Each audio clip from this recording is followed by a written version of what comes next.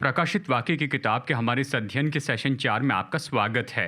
तो चलिए प्रार्थना से हम शुरू करना चाहते हैं और फिर इसे आगे देखेंगे। पिता परमेश्वर, हम आपके अनुग्रह और आपकी भलाई के लिए आपको धन्यवाद देते हैं। प्रभु, हमारे अध्ययन में आप हमारी अगुवाई कीजिए। यहाँ पर अध्याय 2 में, प्रकाशित वाक्य अध्याय 2 में, इस अध्याय में जो सच्चाई है उसके लिए हमारे दिल और मनों को खोलिए। यीशु के नाम में प्रार्थना करता हूँ, आमीन। जैसे हम प्रकाशित वाक्य अध्याय 2 में आगे बढ़ते हैं, हम यहाँ पर 7 कलीसियाओं को लिखे गए 2 अतिरिक्त पत्रों को देखते हैं। जैसे हमने सेशन 3 में चर्चा की है, इन पत्रों में 4 ऐसे सामान्य उपयोगी बातें हैं आज हमारे लिए। सबसे पहले ये 7 पत्र तो उन असली कलीसियाओं को लिखे गए जो कि पहली सदी में अस्तित्व में थे। ये ऐसे संदेश हैं जो कि स्वयं प्रभु यीशु मसीह खुद इन 7 कलीसियाओं को भेजना चाहते थे।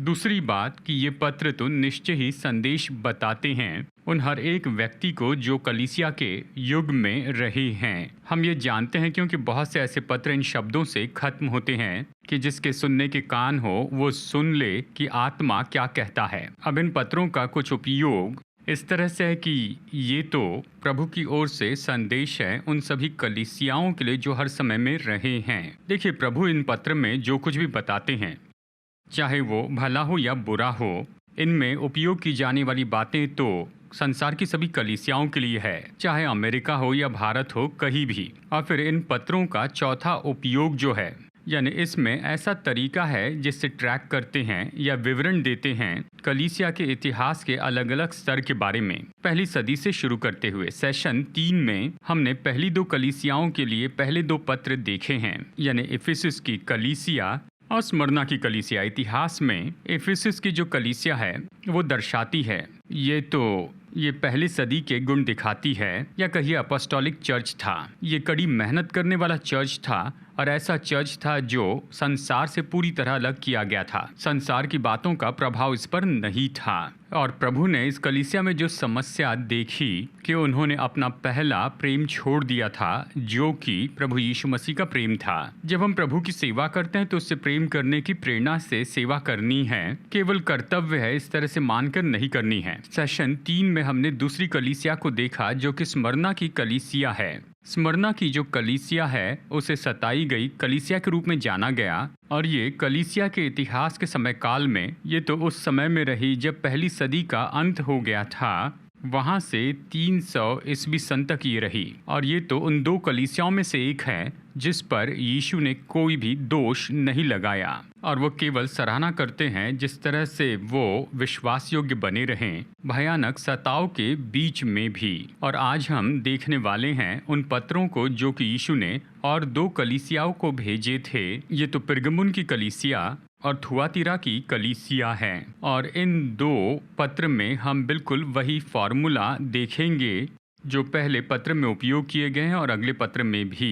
प्रभु इन कलीसियाओं में 4 क्षेत्रों के बारे में कहते हैं। सबसे पहले उन्हें जो अच्छा काम करते हुए देखते हैं उसकी सराहना करते हैं, और फिर वो उन पर जो वो नहीं कर रहे हैं उसके लिए दोष लगाते हैं, और उसके बाद में कुछ सलाह या सुझाव देते हैं कि उनको क्या करना चाहिए ताकि वो उसके साथ के संबंध में वापस जुड़ सकें। फिर वो हर पत्री के अंत में कहते हैं, उस कलीसिया को चुनौती देते हैं, यानी ऐसा कुछ जो वो कर सकते हैं या उसके लिए काम कर सकते हैं। तो चलिए हम पिरगमुन की कलीसिया के बारे में देखते हैं, और मैं इस पूरे पत्र को पढ़ता हूँ वचन 12 से वचन 17 तक, और फिर मैं इसे यहाँ पर समझाकर बताऊंगा। तो वचन 12 से यहाँ पर हम पढ़ते हैं, पिरगमुन की कलीसिया के दूत को ये लिख, जिसके पास 2 धारी और तेज तलवार है, वो ये कहता है, मैं ये जानता हूँ कि तू कहाँ रहता है, जहाँ शैतान का सिंहासन है, तू मेरे नाम पर स्थिर रहता है और मुझ पर विश्वास करने से उन दिनों में भी नहीं हटा जिसमें मेरा विश्वास योग्य साक्षी अंतिपास तुम्हारे बीच उस स्थान पर घात किया गया जहां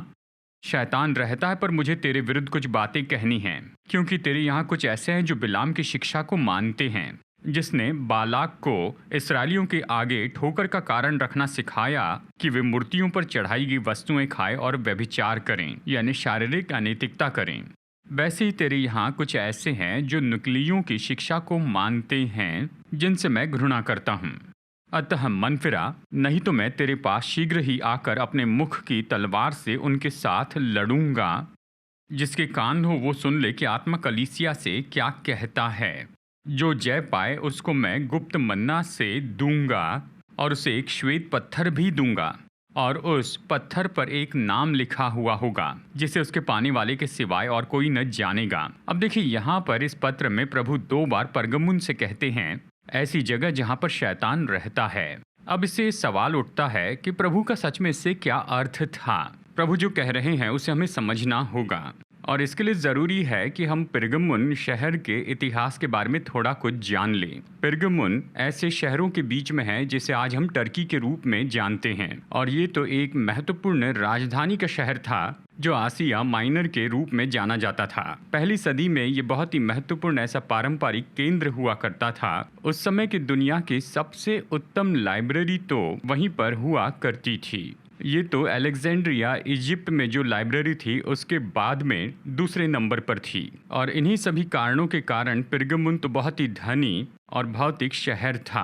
उसकी बिल्डिंग बहुत सुंदर थी। तो पिरगमुन में जो लोग रहते थे, जो उनके शहर के बारे में सच्ची बातें थी उसके बारे में घमंड करते थे, और ये तो केवल सांसारिक चीज़ों के बारे में था। ये तो ऐसी जगह थी जहाँ पर वो मानव की उपलब्धि की आराधना करते थे, सच्चे जीवित परमेश्वर की आराधना के बजाय। और बाइबल कहती है कि शैतान इस संसार पर राज्य करता है, और इसलिए शैतान हमेशा बढ़ावा देता है कि हमारे जैसे मनुष्य संसारिक बातों के चकाचौंध में आ जाएं। परगमन तो ऐसा शहर था जहाँ के निवासियों ने ये सारी चीज़ों को शैतान से खरीदा पूरी तरह से। वो तो मानो संसार की चीज़ों के साथ में जुड़ गए थे जिन्हें शैतान बढ़ावा देता है। इसलिए ऐसी जगह पर जहाँ पर लोग तो संसार की बातों पर अपना ध्यान लगाते हैं, जैसे इस संसार का हाकिम बढ़ावा देता है, और इसीलिए यीशु परगमुन के बारे में इस तरह से कहते हैं, ये ऐसी जगह है जहाँ पर शैतान का सिंहासन है, वो इस शहर में राज्य करता है। अब वचन 12 में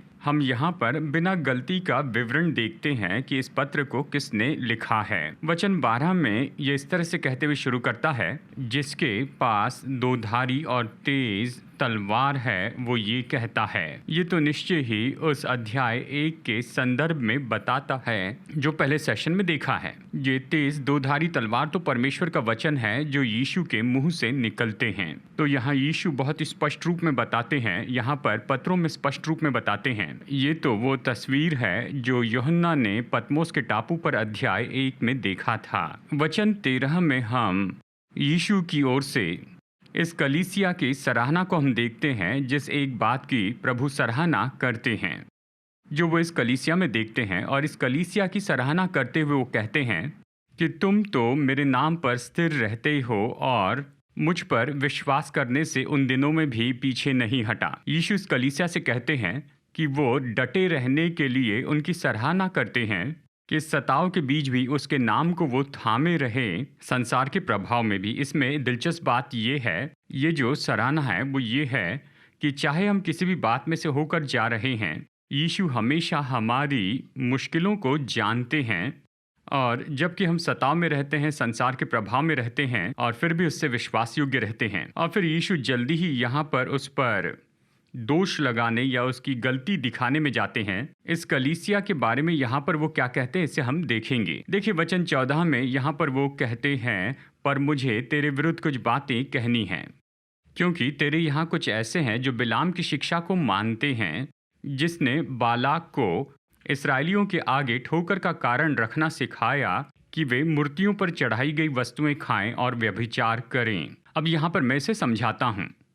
संसार में ज़्यादातर विश्वासी लोग जो ये वचन 14 पढ़ते हैं वो बिल्कुल नहीं जानते हैं कि प्रभु क्या कह रहे हैं। और इसका कारण यही है कि बहुत से विश्वासी जो लोग हैं वो पुराने नियम का अच्छे से अध्ययन नहीं करते हैं और साथ ही नए नियम का, क्योंकि यहाँ पर दो लोग जो इस वचन में बताए गए हैं, बिलाम और बालाक, ये दो ऐसे व्यक्ति हैं जिन्हें आप देखते हैं पुराने नियम के गिनती अध्याय 22 में। तो चलिए समझाता हूँ। इस्राएल के जंगल के चलन में वो तो मोआब नाम के देश में पहुंचे। मोआब तो ऐसा देश है जिसे आप मृत समुंदर के पूर्वीय किनारे में देखते हैं, और सामान्य रूप में कहा जाए तो ये तो आधुनिक जॉर्डन के दक्षिणी भाग में है। और उस समय जो मोआब का राजा था उस व्यक्ति का नाम था बालाक, और वो तो इन लाखों इसराइलियों को देख के बहुत ही डर गया था जो उसके देश में से होकर जा रहे थे। तो वो किसी को लाना चाहता था,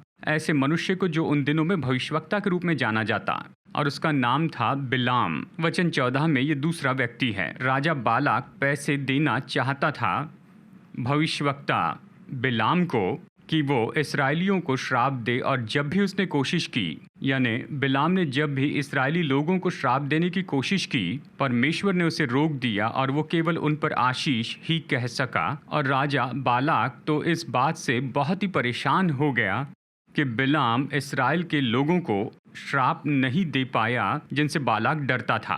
लेकिन फिर उसके बाद वो अलग विचार लेकर आए कि बिलाम और बालाक इसराइली लोगों को इस तरह से प्रोत्साहित करते थे कि वो स्वीकार कर ले इन मोआबियों को और उनसे विवाह करें और उनके मित्र हो जाएं। और जैसे मोआबियों ने इसराइली लोगों को स्वीकार किया, उन्होंने उन्हें संसार के तरीकों से भ्रष्ट किया और झूठी धार्मिक विधियां लेकर आए। और अंत में क्या हुआ कि वो ऐसी जगह बीच में पहुंचे इसराइली लोगों और जीवित परमेश्वर के बीच। चलिए वचन 14 के अपने इस वचन में वापस चलते हैं।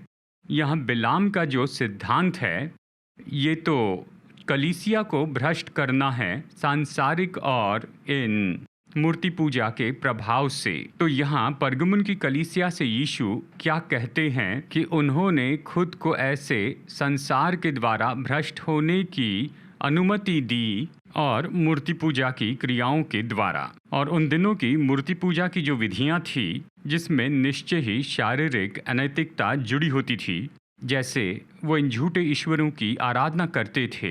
तो पिरगमुन की कलीसिया इस तरह की झूठी विधियों के द्वारा भ्रष्ट हो गई थी। इसी कारण पिरगमुन की कलीसिया को ये जो पत्र लिखा गया ये तो निश्चय ही जुड़ा हुआ है कलीसिया के इतिहास के उस समय काल से जो लगभग ईस्वी सन 312 से ईस्वी सन 600 के समय तक का रहा। इतिहास के समय में जब ये जो कलीसिया है ये नाशमान बातों से भ्रष्ट हो गई थी। देखिए ईस्वी सन 300 यानी 312 और 13 में ये वही समय था जब राजा कॉन्स्टेंटीन रोम का राजा बन जाता है। वो उसके पहले आए राजा के समान नहीं था। देखिए असल में कॉन्स्टेंटीन दिलचस्पी लेता था और उसने मसीह कलीसिया के लिए निश्चय ही शाश्वती रखी थी, और इसलिए ईस्वी सन 313 में उसने आज्ञा दी जिसे कहते हैं एडिक्ट ऑफ मिलान, जो ऑफिशियली मसीहत को पहचानती है, जो कि उस राज्य के धर्म के रूप में माना जाता है। और ये तो उस दर्शन के द्वारा प्रोत्साहित हुआ जो उसने देखा था, जलते हुए क्रूस को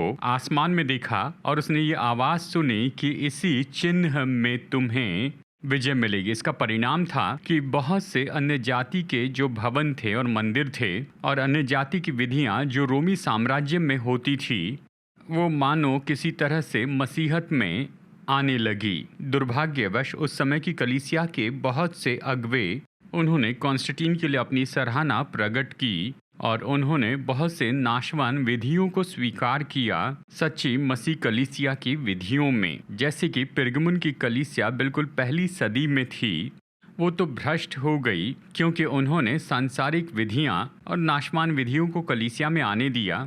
कलीसिया के इतिहास में 300 से 600 ईस्वी सन में जो बड़ी कलीसिया थी वो तो इसी तरह से भ्रष्ट हो गई अन्य जाति की विधियों से। वचन 15 में प्रभु इस कलीसिया पर एक और दोष लगाते हैं। यहाँ पर ये कहता है कि वैसे ही तेरे यहाँ कुछ ऐसे हैं जो निकलियों की शिक्षा को मानते हैं, जिससे मैं नफरत करता हूँ। और हमने निकलियों की शिक्षा के बारे में देखा जब हम इफिसुस की कलीसिया के बारे में अध्ययन कर रहे थे। प्रभु ने इफिसुस के इस पत्र में इस तरह से सराहना की है कि उन्होंने निकुलियों के कामों का इनकार किया। इस अध्याय के वचन 6 में हम देखते हैं बहुत से विद्वान मानते हैं कि निकुलियों की जो शिक्षा है कि वो स्थापित करें एक व्यावसायिक याजक पद जो कि क्रम के अनुसार हो, जो कि पूरी तरह से नियंत्रण करे, लोगों पर आत्मिक रूप में नियंत्रण करें। इस बात को समझ लीजिए कि प्रभु इस बात से नफरत नहीं करते हैं कि कोई पास्टर हो या बाइबल शिक्षक हो जो लोगों की वचन में अगुवाई कर सके। प्रभु निकुलियों के इस शिक्षा के विरुद्ध में यही तो कहते हैं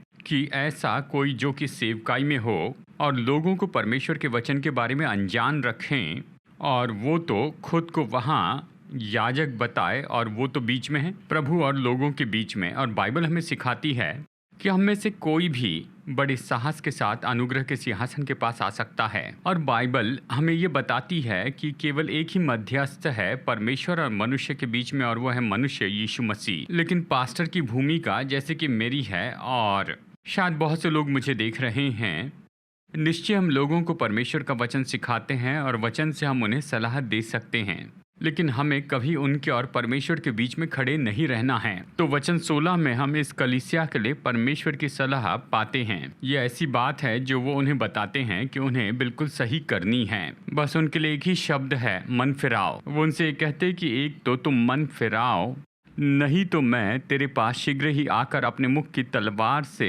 उनके साथ लड़ूंगा। हम तो पहले से ही जानते हैं कि उसके मुख की तलवार का मतलब क्या है। ये परमेश्वर का वचन है। प्रभु ने कुछ कह रहे हैं जो कि वो हमसे भी कह रहे हैं। एक तो हम परमेश्वर के वचन के साथ मिल जाएंगे या फिर वचन से ही हमारा न्याय किया जाएगा। वचन 17 में ये फिर से दोहराते हैं, और उसी के कारण ये जो पत्र है सभी विश्वासियों के लिए उपयोगी हो जाता है। इतिहास के किसी भी समय काल में वो कहता है जिसके कान हो वो सुन ले कि आत्मा कलीसिया से क्या कहता है। और फिर अंत में वो उन्हें इस तरह की चुनौती देते हुए कहते हैं, जो जय पाए उसको मैं गुप्त मन्ना में से दूंगा, वो कहते हैं, और उसे एक श्वेत पत्थर भी दूंगा, और उस पत्थर पर एक नाम लिखा होगा जिसे उसके पाने वाले के सिवाय और कोई न जानेगा। यहाँ पर चुनौती ये है कि जयवंत होना है, और वो तो संसार के प्रभाव पर जयवंत होना है, चाहे वो भौतिकवाद हो या शारीरिक अनैतिकता हो या संसार को दर्शाने वाली कोई भी बात हो।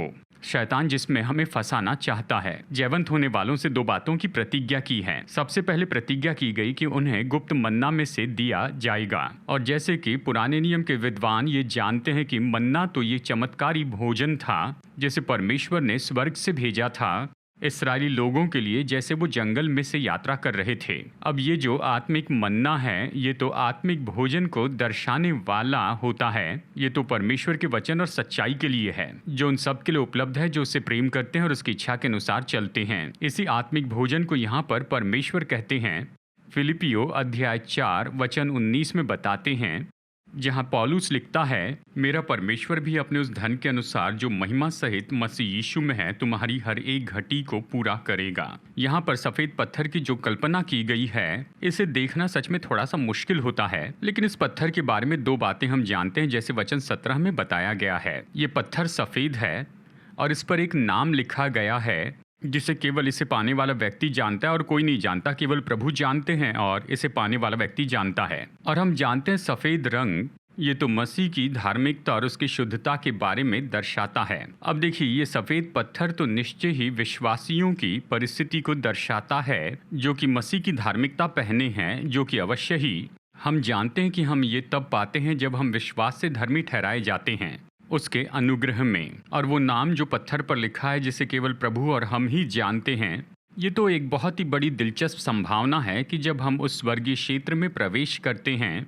प्रभु ने हमें नया नाम दिया है और उसने हमें धार्मिकता के वस्त्र पहनाए। उसने हमें नया नाम दिया है और उसने हमें सच में नई सृष्टि बना दिया है। अब चलिए यहाँ पर हम अगले पत्र में चलते हैं। ये थुआतीरा की कलीसिया के लिए लिखा गया पत्र है। तो देखिए अब हम क्या करेंगे, देखिए यहाँ से कुछ पढ़ते हैं क्योंकि ये सभी पत्रों की तुलना में सबसे बड़ा पत्र है। हम 18 से वचन 23 तक यहाँ पर पढ़ेंगे और फिर बाकी वचनों को हम बाद में पढ़ेंगे। प्रकाशित वाक्य अध्याय 2 वचन 18 चलिए पढ़ते हैं।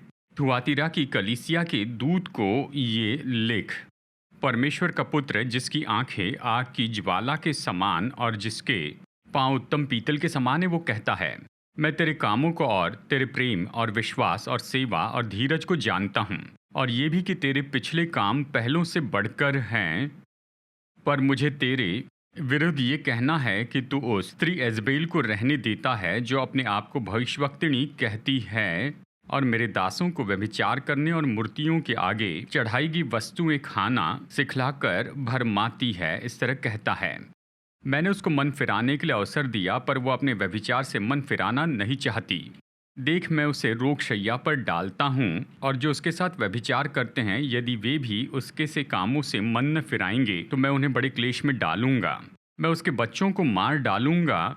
तब सब कलीसिया जान लेगी कि हृदय और मन का परखने वाला मैं ही हूँ, और मैं तुम में से हरेक को उसके कामों के अनुसार बदला दूंगा। एक बार फिर इस पत्र का लिखने वाला बताता है कि वो तो स्वयं प्रभु यीशु मसीह ही हैं, और फिर से इस कल्पना का उपयोग करता है जिसे हमने देखा और यूहन्ना ने देखा पतमोस के टापू पर, जो प्रकाशित वाक्य 1 में बताया गया है। दूसरे पत्रों के समान, जैसे कि पहले हमने 3 पत्र देखे हैं, इस पत्र के लिए यीशु जो तस्वीर चुन रहे हैं, यह हमें पहले ही बता देती है कि इसमें कौन सा संदेश होगा। वचन 18 में सबसे पहले वो खुद को परमेश्वर के पुत्र के रूप में कहता है, और वो तो अपने सबसे महान अधिकार के बारे में बताता है, और फिर बताता है कि उसकी आंखें तो अग्नि में ज्वाला के समान हैं। और ये कल्पना तो इस विचार को बताने के लिए बनी है कि वो सारी चीज़ों को देखते और उसकी सच्चाई को जानते हैं। फिर इस तस्वीर का उपयोग करते हैं कि उसके पाँव तो पीतल के समान थे। अब ये जो धातु पीतल है, ये तो परमेश्वर के न्याय के साथ में जुड़ा होता है।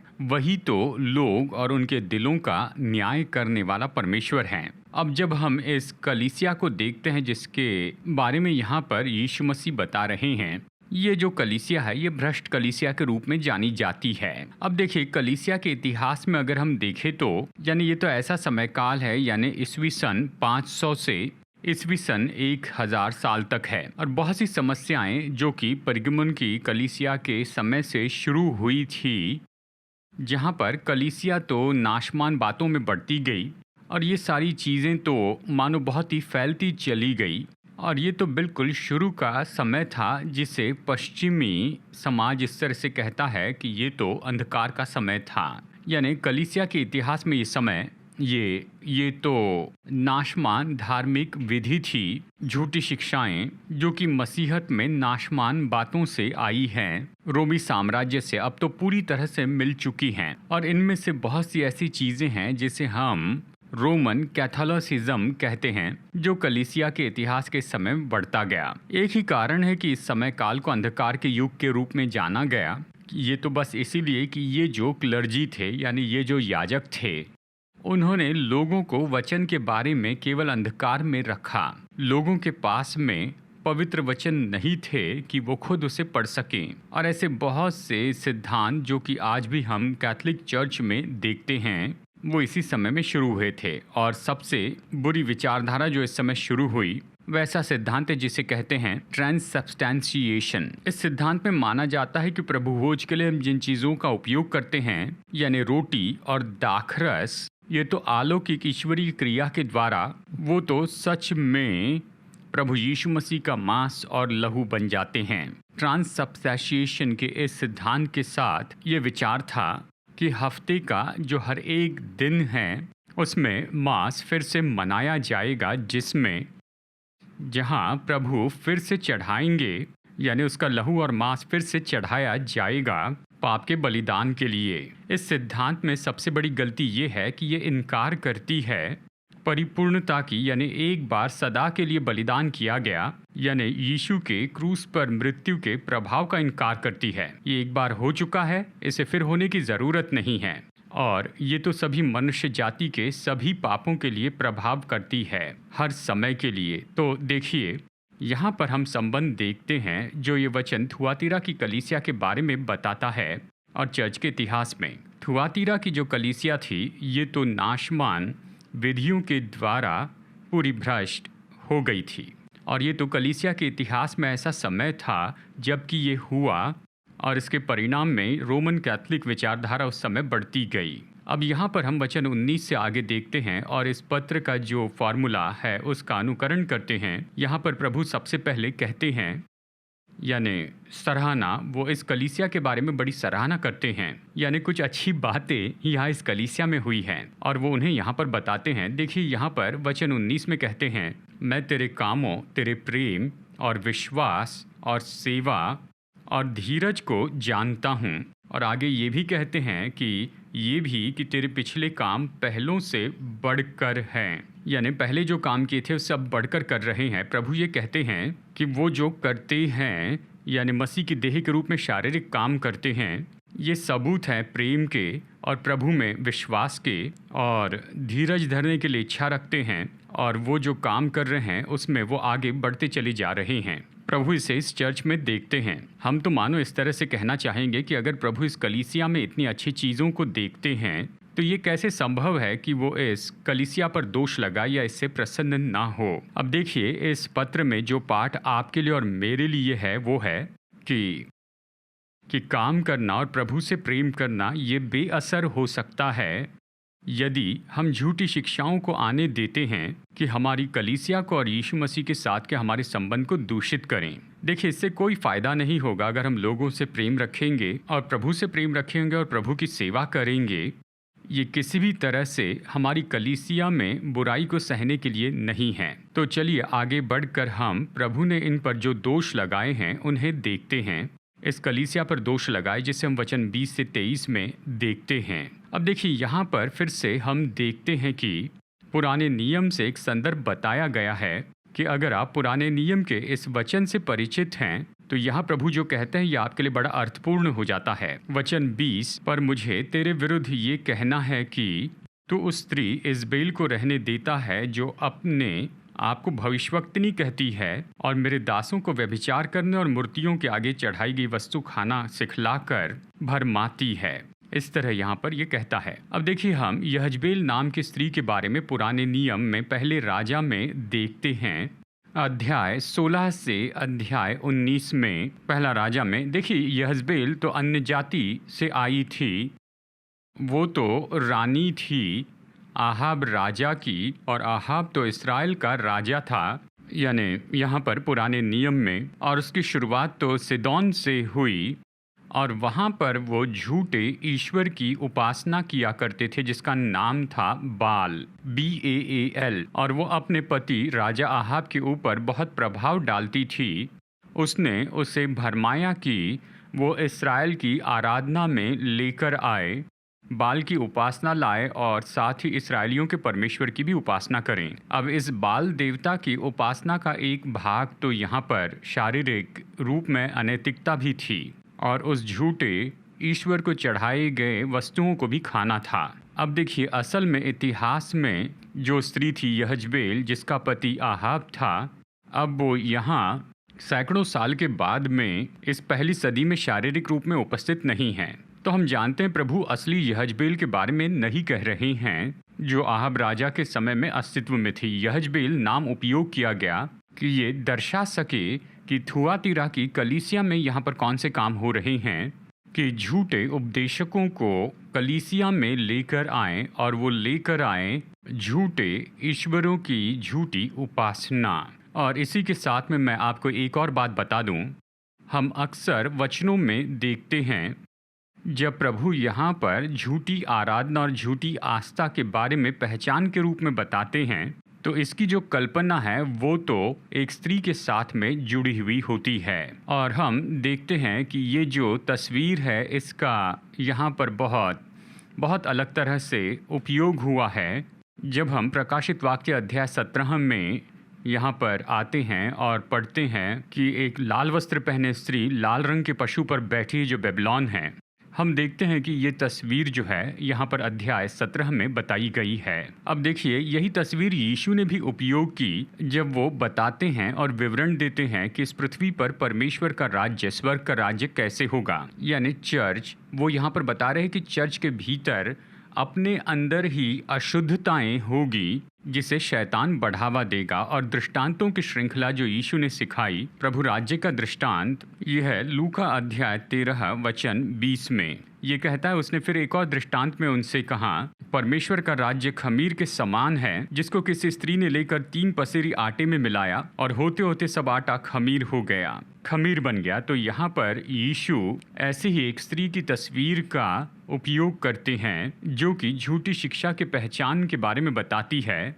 मत्ती अध्याय 13 वचन 33 में देखिए, यहाँ पर यीशु ने कहा, देखिए ये वचन यहाँ पर हम देखते हैं, उसने कहा कि स्वर्ग का राज्य खमीर के समान है जिसको किसी स्त्री ने लेकर 3 पसेरी आटे में मिला दिया और होते होते सब खमीरा हो गया। वचन में खमीर जो है वो तो हमेशा पाप को दर्शाने वाला है, क्योंकि खमीर के जैसे ही पाप जो है वो तो बढ़ते चले जाता है और खुद को उत्पन्न करता है। तो यीशु यहाँ पर कहते हैं जो बड़ी कलीसिया है उसमें अपनी विशेषता होती तो है और अशुद्धताएं जो कि झूठे शिक्षकों के द्वारा लाई जाती हैं, और वो यहाँ पर एक स्त्री का उपयोग करते हैं कि उस तरह की झूठी शिक्षा और उन बातों को लेकर आएं। अब इन वचनों में वापस चलते हैं जहाँ पर वो यहजबेल स्त्री के बारे में कहता है जो खुद को भविष्यवक्तिनी कहती है और झूठी शिक्षा सिखाती है।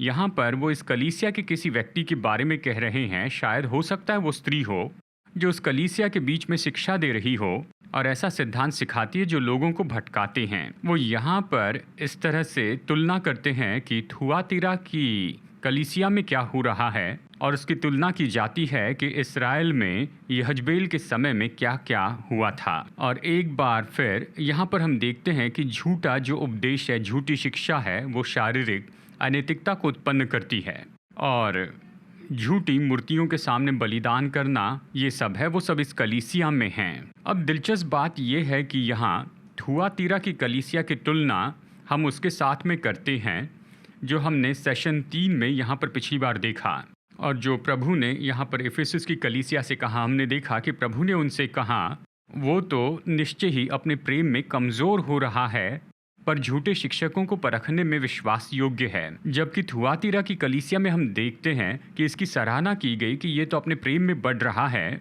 लेकिन फिर भी झूठे शिक्षकों को सहते जा रहा है और झूठे सिद्धांतों को भी। 21वीं सदी की कलीसिया के लिए हमारे लिए पाठ है, हमें दोनों तरफ से हद पार जाने को टालना होगा। हमारे लिए बहुत ही प्रेम करने वाला होकर सच्ची मसीहत का इनकार करना, ये तो प्रभु को इससे घृणा आती है, और इसी तरह से सच्चाई को मजबूती से थाम कर प्रेम नहीं करना, इससे भी प्रभु घृणा करते हैं। इफिसियों अध्याय 4 वचन 15 में बताता है कि हमें सत्य बोलना है और वो भी प्रेम में, और ये हमारे लिए सबसे अच्छे संतुलन की कोशिश होगी। मैं विश्वास करता हूँ कि प्रभु थुआतीरा की कलीसिया को ऐसा करने के लिए प्रोत्साहित करते हैं। प्रभु यहाँ पर इन्हें कुछ सलाह भी देते हैं। अब यहाँ पर वचन 21 में देखिए, प्रभु यहाँ पर कहते हैं, मैंने उसको मन फिराने के लिए अवसर दिया पर वो अपने व्यभिचार से मन फिराना नहीं चाहती। देख, मैं उसे रोकशैया पर डालता हूँ और जो उसके साथ व्यभिचार करते हैं, यदि वे भी उसके से कामों से मन न फिराएंगे तो मैं उन्हें बड़े क्लेश में डालूंगा, मैं उसके बच्चों को मार डालूंगा। ये कहता है, तब सब कलीसियाएं जान लेंगी कि हृदय और मन का परखने वाला मैं ही हूँ और मैं तुम में से हर एक को उसके कामों के अनुसार बदला दूंगा। प्रभु उनके बारे में कहते हैं जो उसके साथ में व्यभिचार करते हैं। प्रभु यहाँ पर इस कल्पना का उपयोग करते हैं व्यभिचार का, ताकि ये विचार बताए कि वो तो प्रभु के लिए विश्वास योग्य नहीं है। यानी कोई भी जो परमेश्वर की संतान है, जो खुद को झूठी शिक्षाओं की ओर लेकर जाता है या मूर्ति पूजा की विधियों में ले जाता है, तो हम विश्वासघाती पत्नी के जैसे होते हैं अपने दूल्हे के लिए, जो कि प्रभु यीशु मसीह हैं। अब प्रभु यहाँ पर इस अध्याय के बाकी वचनों में यहाँ इस तरह कहते हैं, यहाँ कुछ ऐसे शब्द हैं जो कि बहुत ही आम तौर पर उपयोग किए जाते हैं, यानी जितनों के भी सुनने के कान हो उनके लिए ये उपयोगी होते हैं दूसरे पत्रों की तुलना में इस पत्र में। आइए वचन 24 से वचन 29 तक यहाँ पर पढ़ते हैं। पर तुम थुआतीरा के बाकी लोगों से जितने शिक्षा को नहीं मानते और उन बातों को जिन्हें शैतान की गहरी बातें कहते हैं नहीं जानते, ये कहता हूँ कि मैं तुम पर और बोझ न डालूंगा। पर हाँ, जो तुम्हारे पास है उसको मेरे आने तक थामे रहो। जो जय पाए और मेरे कामों के अनुसार अंत तक करता रहे, मैं उसे जाति जाति के लोगों पर अधिकार दूंगा और वो लोहे का राजदंड लिए हुए उन पर राज्य करेगा। जिस प्रकार कुम्हार के मिट्टी के बर्तन चकनाचूर हो जाते हैं, मैंने भी ऐसा ही अधिकार अपने पिता से पाया है। मैं उसे भोर का तारा दूंगा, जिसके कान हो वो सुन ले कि आत्मा कलीसिया से क्या कहता है। अब वचन 24 में वो यहाँ पर बता रहा है, ये तो विश्वास योग्य छुड़ाए गए लोग हैं, जो लोग इनकार करते हैं, अपने हृदय में झूठी शिक्षा लेने से इनकार करते हैं और मूर्ति पूजा की बातों को नहीं मानते। वो उन्हें यहाँ वचन 25 में सलाह देता है कि उन बातों को थामे रहें, यानी जो सच में प्रभु की है उन बातों को थामे रहे, यानी कहिए प्रेरितों की शिक्षा कि उससे वो थामे रहे जब तक कि प्रभु अपनी कलीसिया के लिए लौट ना आए। वचन 26 में खासकर कहता है कि जो जय पाए और मेरे कामों के अनुसार अंत तक करता रहे, मैं उसे जाति जाति के लोगों पर अधिकार दूंगा। सबसे पहले हमें देखना होगा कि वो कौन है जो जयवंत होता है, जिस तरह से यहाँ पर यीशु कह रहे हैं। प्रेरित यूहन्ना जयवंत के बारे में बताता है अपनी पहली पत्री में, पहला यूहन्ना अध्याय 5 वचन 4 और 5 में। प्रेरित यूहन्ना यानी जिसने प्रकाशित वाक्य की किताब लिखी, वो बताता है कि प्रभु किसे जयवंत मानते हैं। ये कहता है क्योंकि जो कुछ परमेश्वर से उत्पन्न हुआ है वो संसार पर जय प्राप्त करता है, और वो विजय जिससे संसार पर जय प्राप्त होती है वो हमारा विश्वास है। संसार पर जय पाने वाला कौन है? केवल वो जिसका ये विश्वास है कि यीशु ही परमेश्वर का पुत्र है। यानी जयवंत तो वो व्यक्ति है जो इस विश्वास को मजबूती से थामे हैं कि यीशु ही परमेश्वर का पुत्र है। मुझे कहना होगा कि बहुत सी गलत शिक्षा जो कलीसिया में आती है, खासकर उनका लक्ष्य तो होता है कि यीशु मसीह का इनकार करे और यीशु मसीह के सिद्धांतों को दूर कर दे परमेश्वर के पुत्र के रूप में। आप देखेंगे अलग अलग गलत शिक्षाएं हमारे दिनों में। उदाहरण के लिए आप देख सकते हैं मोर्मन चर्च के काम।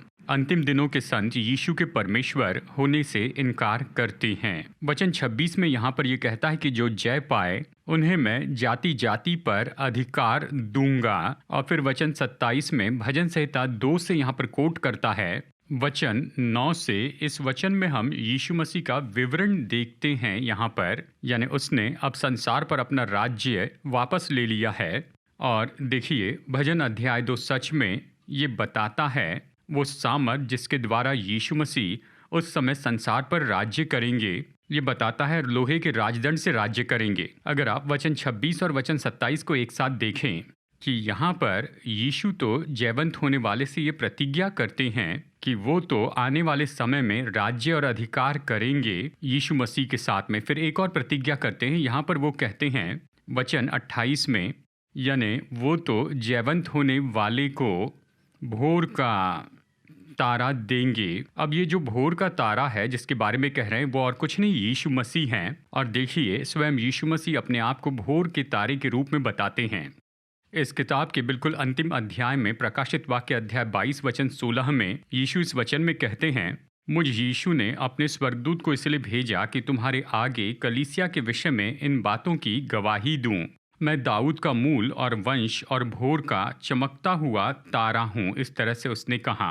अब देखिए सामर्थ्य चुनौती जो इस पत्र के अंत में दी गई है कि जो लोग जयवंत होंगे इस संसार की प्रभावी और गलत शिक्षाओं के ऊपर में, यीशु अपने आप को उन्हें देंगे कि उसके साथ अनंत काल में रहें और वो उसके साथ में राज्य और अधिकार करेंगे। तो अब हम थुआतीरा के इस पत्र को यहाँ पर ख़त्म करते हैं, जिसे भ्रष्ट कलीसिया के रूप में जाना गया, और हमने प्रकाशित वाक्य अध्याय 2 को भी पूरा किया है। और अगली बार जब हम मिलेंगे तो हम सेशन 5 में होंगे और हम शुरू करेंगे अध्याय 3 में, और हम यहाँ पर ऐसी और भी कलीसिया के पत्र को देखेंगे। तो मैं आशा करता हूँ कि आप मेरे साथ फिर जुड़ेंगे। तो आइए प्रार्थना के साथ अंत करते हैं। प्रभु हम धन्यवाद देते हैं कि हमने इन पत्रों का अध्ययन किया है जो कि यहाँ पिरगमुन और थुआतीरा के पत्र हैं। हमें संसार के साथ समझौता करने के खतरों के बारे में बताया गया, हमें झूठी शिक्षा के खतरे के बारे में यहाँ पर याद दिलाया गया है। मेरी प्रार्थना है प्रभु कि हम लोग विश्वास योग्य बने रहें आपके और आपके वचन के साथ। हम आपके वचन की सच्चाई और आत्मा की सामर्थ को खोजते हैं कि हम आपकी इच्छा में चलते रहें, और हम प्रार्थना करते हैं यीशु मसीह के बहुमूल्य नाम में, आमीन। प्रभु आशीष दे, फिर मिलेंगे।